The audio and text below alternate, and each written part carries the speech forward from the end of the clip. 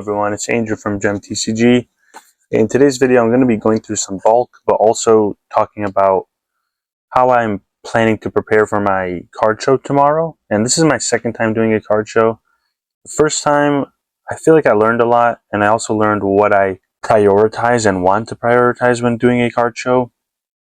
So I'm going to make an updated video so that you guys can see my thought process and what I am going to be doing for my second card show. And in short, the main two things I'm going to be focusing on are moving products that are worth it to sell without fees, and also sealed product. And the reason for this, there's multiple reasons, but first reason is, so when I first started, and I made a video saying I don't want to sell a bunch of cards and have them all priced out beforehand because it's super time consuming, and pricing out 1,000 cards just to only sell maybe 20 to 50 of them, it doesn't make sense to me, and I can't justify that. I make more than enough sales on eBay with me putting in no extra work, so I'm not gonna do that for a $3 sale, and then the only thing I'm saving on in fees is 50 cents, not even. Well, I guess the shipping too, but still. So with that being said, I'm only going to be bringing in expensive cards. I don't plan on doing a binder because it's simply just not worth it to me. Maybe it's a bad idea. I don't know. We'll see. And I'll make a follow-up video on that. But to me, it just makes the most sense. I don't know. I can't justify it. Because one thing is, people say, oh, when you sell at a show or you sell locally, you'll save on fees, which it's correct, obviously. But the fees you're saving on, if it's a 30-cent difference, who cares? That's my logic on that. And if I'm going to prep all this stuff and spend 6 hours at a show, or is it 6 hours? I think to be there at 10, it finishes at 5. So it's quite a while. So doing all that just to make a sale that'll save me $1 in fees or 50 cents, I can't do that anymore. So what I'm going to be doing is taking out my eBay inventory that is worth probably $100 and up. And the reason why I said it there is because, I just have so much inventory that going below $100 might be too much as well. And I only have 2 display cases, so I don't even know if I would have enough room to bring that many cards. And with doing $100 cards and up, if I sell one of those, that saves me automatically $4 from the shipping, and then 13 to 20% from the fees and the promotions, which, let's just do some simple math. On a $100 card, after fees and shipping, I'm probably netting around $75. So if I could save $25 from selling something at the show rather than shipping it online and selling it online, obviously I would want to do that. And it's worth the time to go in and price them and put a number on the sleeve, all that stuff. Like, do all the professional proper stuff. And even it scales even higher too if you think about it, for a $500 card or something.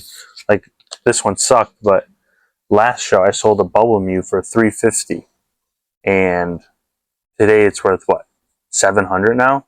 In a month it doubled. So, but still, that 20% that I saved selling it there versus selling it on eBay, it makes a lot of sense, and it's well worth the time and effort that goes into it.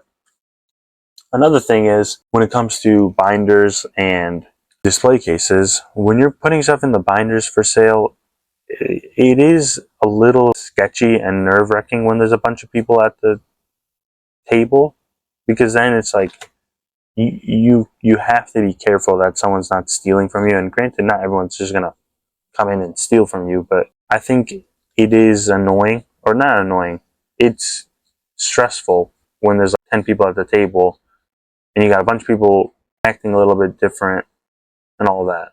And so that's my logic on selling the higher end singles instead of selling everything and anything that's $2 and up. And then actually another thing I forgot to mention in the beginning is I'm going to be bringing in some bulk boxes. So I have these 3-row boxes that are filled with hollows and reverse hollows. And I'm going to be bringing them in because I just have so many. And I have a bunch of sleeved ones. So I'm like, I'd rather just sell these with them in the sleeve than take them out of the sleeve and scan them and list them. And because unsleeving cards is extremely time consuming. And I know I can make a lot of money if I just do that and list them with TCG Automate. But I'd rather just try to sell a decent amount at the show so that way I can sell the leftovers or keep it for the next show if it keeps doing well. And I'm planning, originally I messaged them, like the people in the group chat in the Discord. I was like, do you guys think 3 for $1 is too much? And then, oh no. I think 3 for $1 is what I was going to do. And originally, to me, it sounded fair. I wanted more, of course, but you never know. You can't be charging too much because then people might think you're a greedy person or whatever. And then someone mentioned you could even go up to 2 for $1 or something. And then another person mentioned they were doing 75 cents each, which I think that's a bit much. I think 75 cents for a reverse hollow is, no one's going to want to buy that. But 50 cents, I think 2 for $1, maybe do 15 for $5, something like that, just to get some volume sales. I think that is well worth it. And it brings into the fact that of what I was talking about earlier. I could sell a single card and make $2 profit on eBay. But trying to hide those fees or save on those fees from selling them locally doesn't make sense. But taking a 3-cent card and then selling it for 50 cents per card, that seems logical to me. I don't know why.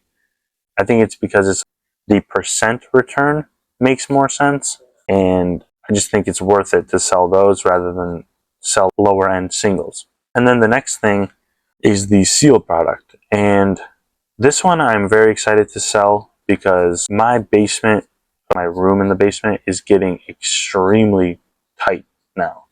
And there's almost no room to walk because there's just so many sealed boxes in there. And something crazy that I just learned yesterday from one of the patrons is 151 ETBs are $350, which is mind-blowing. I don't even remember it being that high. I remember selling it to a patron a few weeks ago for $250, and now it's worth $350. And so I'm really excited to just see what the value is of my sealed product and hopefully try to sell stuff. Now, I'm not going to be trying to sell everything because I want to reserve stuff for the patrons and just keep some of my sealed product as the investment it is.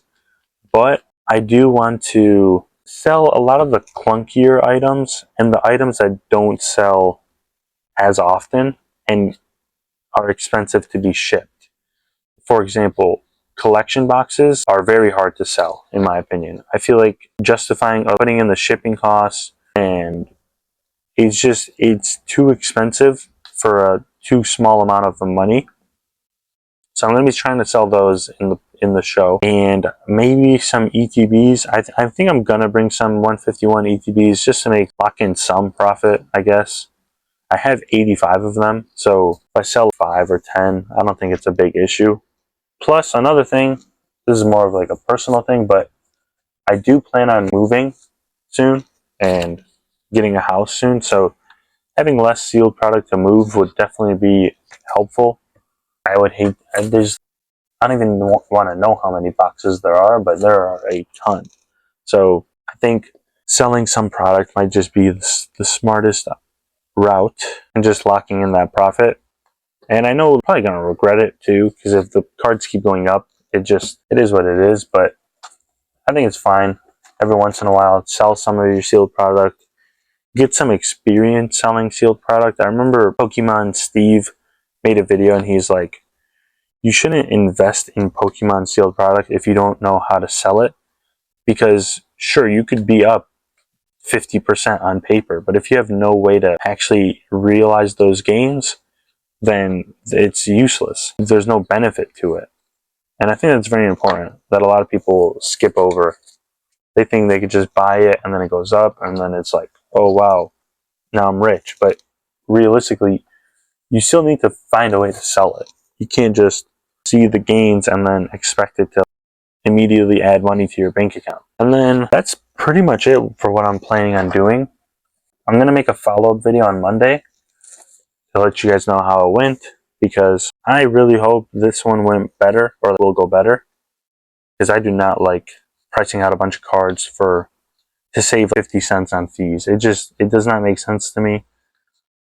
It's more worthwhile for me to just price them, or price the ones that will make me a profit that's worthwhile, which to me is something a few at least $10 in fees I think is worthwhile. And another thing for pricing is, originally the first show I was doing pretty much market, but then I would round up a little bit. So if it was $33, I would put it at $35, and I'm probably still going to do that, but I'll probably be less aggressive and just say if they want to negotiate, I am not going to negotiate because my prices are fair. And unless they're buying a bunch of cards, if they do that, then sure, you can negotiate. But if you're just going to buy one card, I'm not going to waste time going back and forth over a few dollars. And maybe that's being greedy or being rude, I don't know. But it's like, I don't know, it's kind of annoying when one guy, I had a card for $4, or I think it was 4. And then he comes to the thing, he's looking at it, he really wanted this specific card. It was the Cyclizar illustration rare, had it at $4.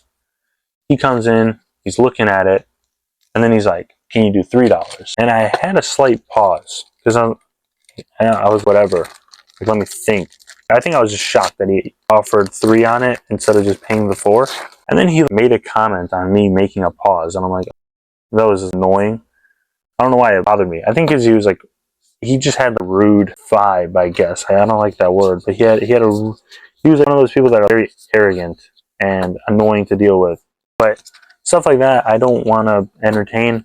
If you want to buy a bunch of cards, yes, you can negotiate and you can make an offer on your stuff. But if you're just going to buy a single card, I do not plan on doing any negotiations. But that's pretty much it. Let me know what you guys think, and let me know how your experience has been selling sealed product versus selling cheaper cards versus high-end singles, like all that stuff. Let me know how it goes for you guys, because it's always good to learn. Every day I'm brand new at this, so I am relatively just as experienced as you guys starting off on eBay. That's how I feel with the vending. So the more I can learn, the better, because even if everything I learn, I'll share it with you all. So it's a win-win. But that's pretty much it. Thank you all for watching, and stay tuned on Monday for a follow-up video on how it all went. I hope it goes well, and I'll see you all in the next video.